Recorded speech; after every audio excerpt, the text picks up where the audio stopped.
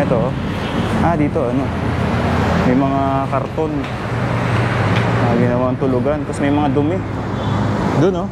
Malayo ka pa lang, amoy mo na. Mabuti na lang naka face mask ako. Okay, ayun na. Ay, oh no, may poops. Ginawang ano, ginawang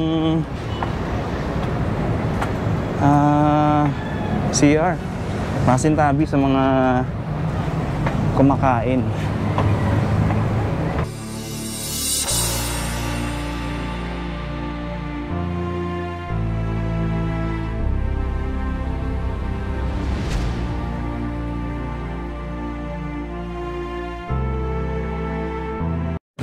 Alright, magandang araw sa inyo lahat.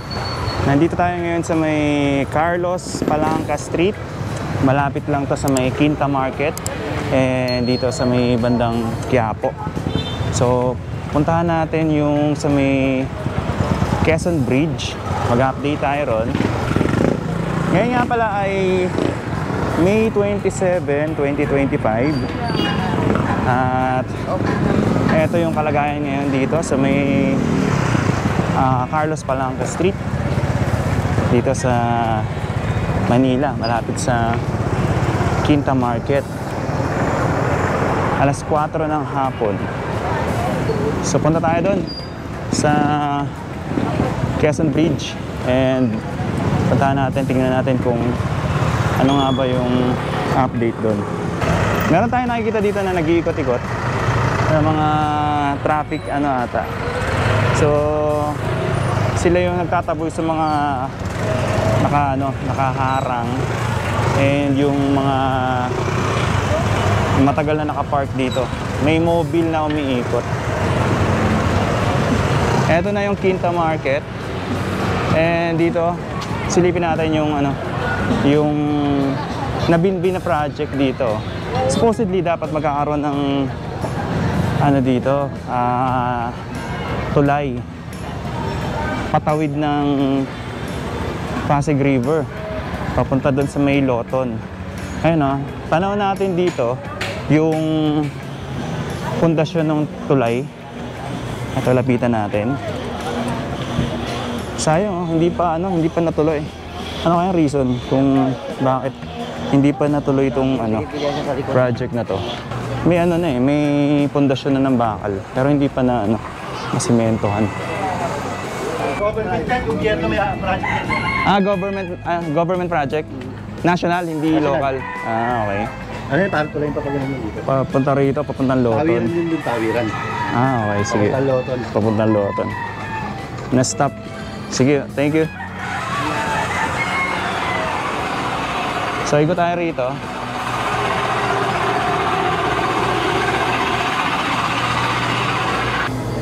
Ito yung market sa loob.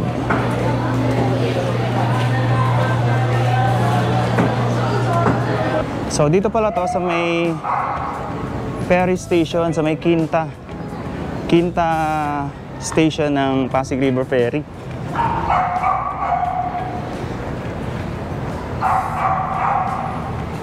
Tingnan natin itong tulay.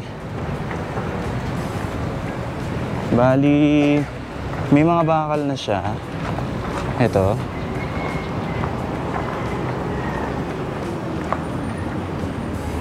Ayun, halos nasimulan na rin siya. Pero hindi tinuloy. Patawid na sana to dito sa sa kabila. Ito na yung Loton Pasig River Ferry Station.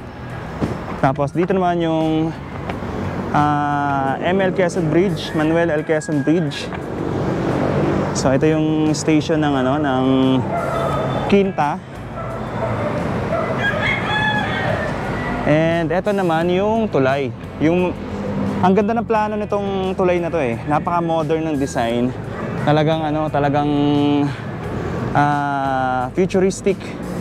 Tapos basta maganda yung pagkakaplano nitong tulay na to. Yun nga lang, nahinto. Hindi na natuloy. Ito yung likod ng Quinta Market. Makikita nyo. Ayan. Doon sarado. So akit tayo rito sa may Manuel L. Quezon Bridge. Tingnan natin yung mga bandaron, yung bawat ano na. Itong mga ganito. Tingnan natin kung ano yung update doon. And usually kasi nung last time na pumunta tayo doon, ginawang CR ng mga street dwellers, ginawang tambayan, and may mga dumi. Siguro isa yun sa mga dapat na tutukan ni Mayor Isko once na nakabalik na siya ng City Hall. Lakad tayo rito.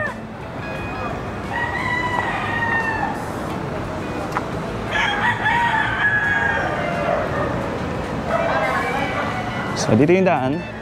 Magmula dito sa may Quinta Market, akit tayo rito.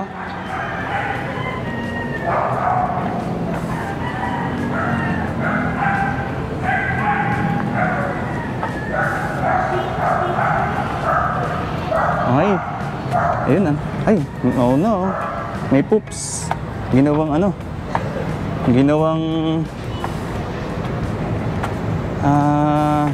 CR.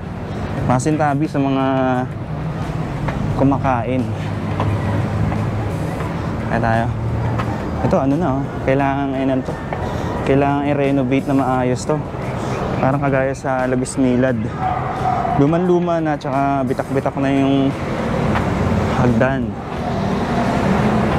Tapos ito, amoy na amoy mo na talaga yung malayo ka pa lang, amoy mo na. Mabuti na lang naka face mask ako. Ito, grabe. So yung mga dumi. Ito, mga basag na bote. Red Horse.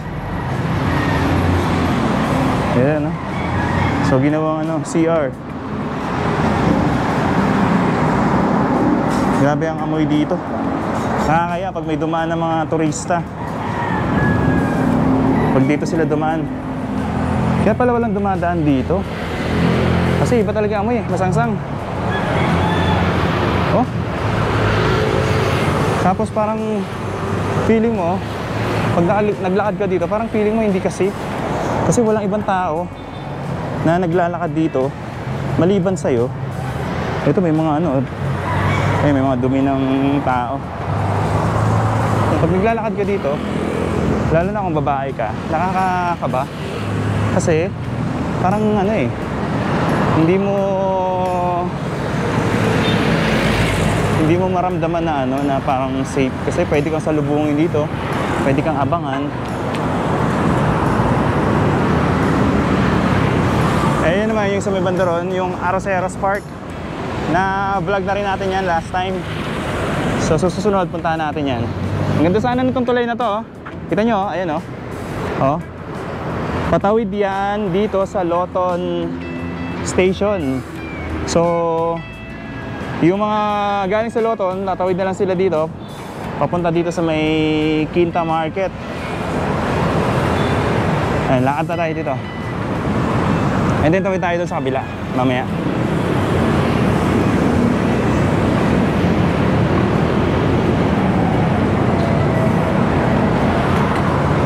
Ito siguro konting pintura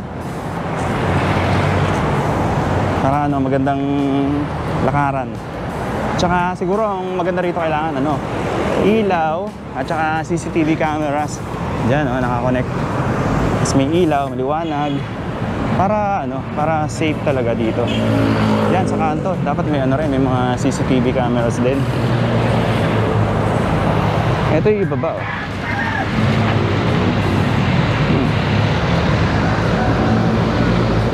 May mga boat.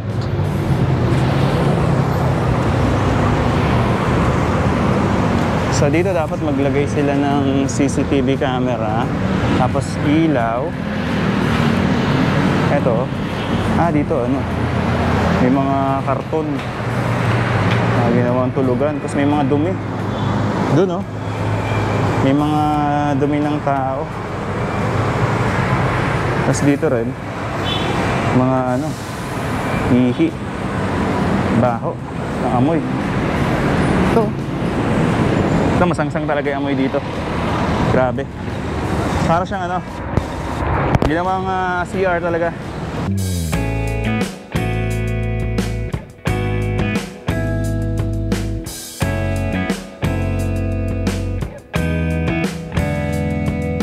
Nandito na tayo sa may kabilang side. Ito naman yung papunta ng Spanya Boulevard, papunta ng Dimasalang, papunta ron sa A. Bonifacio. Dito naman tayo ngayon sa may kabilang side, papunta ng Spanya Boulevard. Dito, ayan, may mga dumi rin. Ito nyo sa gilid. May mga dumi ng tao, may mga ihi. Hindi na natin tututukan ng camera masyado. Pero amoy mo rin yung masangsang na amoy dito. And dito grabe oh. Ayan oh. Dumi. Rin, masangsang yung amoy. Kaya kita nyo na nag-ano sila. Nagtatakot ng ilong yung mga dumadaan. May mga dumi ng tao sa gilid. Masangsang talaga yung amoy. Siguro dapat disinfect, i-washing, pinturahan, lagyan ng CCTV, lagyan ng ilaw, tapos may nagbabantay para hindi na nabababo yung yung mismong tulay na to. Dumi oh. Tsaka ang alingasaw, ang sangsang ng amoy. Dito rin may mga bakas din ng ihi. Yan oh.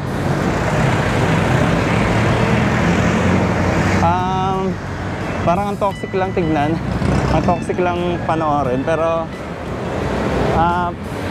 wala, gusto lang natin ipakita kung ano yung kalagayan ng Quezon Bridge ngayon dito. Actually parang matagal na to na ganyan yung sitwasyon. Ito nga pala yung Arroceros Park. Ayan. Tapos may rin dyan, may view deck. So magandang tambayan yan ng mga, especially ng mga student na malapit lang dito sa Manila City Hall. And yung mga namamasyal dyan sa City Hall o yung may mga lakad dito, ito magandang tambayan, magandang pahingahan. Ito yung barge dumadaan dito sa ibaba ng tulay. So ang kulang dito ay ilaw tsaka CCTV camera dito.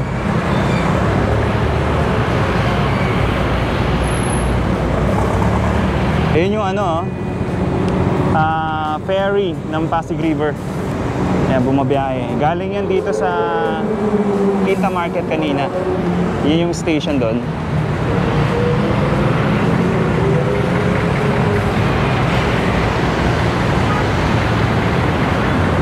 Delikado yung upo ni Kuya. Parang katakot naman yun. Baka mahulog siya.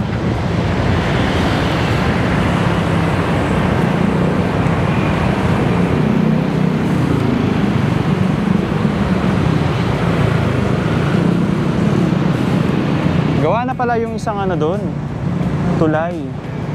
Pero hindi ko lang alam kung yan ba ay public, open for public or private. Kasi parang dito siya manggagaling, patawid doon. Hindi ko lang alam kung ito ay project ng barangay or company yung nagpagawa nito. Ayan o. Lakad pa tayo rito. Dito sa may gitna, maliwanag naman kasi may mga ilaw naman to. Pero hindi ko lang sigurado dito sa may sidewalk kung maliwanag din. Aninag naman, medyo maliwanag naman, pero hindi siya kasing liwanag kapag may ilaw talaga dito na naka-install. So makikita natin dito, ito may mga basura din. Tapos ito mga rin, dumi. May mga iniwan dito, bakas na mga poops. Yan sa gilid. Siguro gabi sila dumudumi dito. Gabi sila siya tinakpan. And then ayun. Tapos dito rin, may mga rin, dumi. Mga kalat, mga poops. Iba yung amoy, masangsang. Talagang kakapit sa ilong mo pag nandito ka. Ngayon grabe. So ito yung kailangan ng aksyonan. pagka umupo na si Mayor Isko sa City Hall, linisin niya to, tsaka i-renovate ito, pinturahan para malinis. So yun na yung papunta dun sa Quiapo. Pababa rito, padire-diretso na to ng Quiapo. Alright, maraming salamat sa pagsama sa akin sa simpleng update natin dito sa ML Quezon Bridge. Dito malapit lang sa may Quinta Market, malapit sa Quiapo, Manila. Ngayon nga pala ay May 27, 2025. Magkita-kita po ulit tayo sa mga susunod na update. Thank you so much and God bless po sa inyo lahat.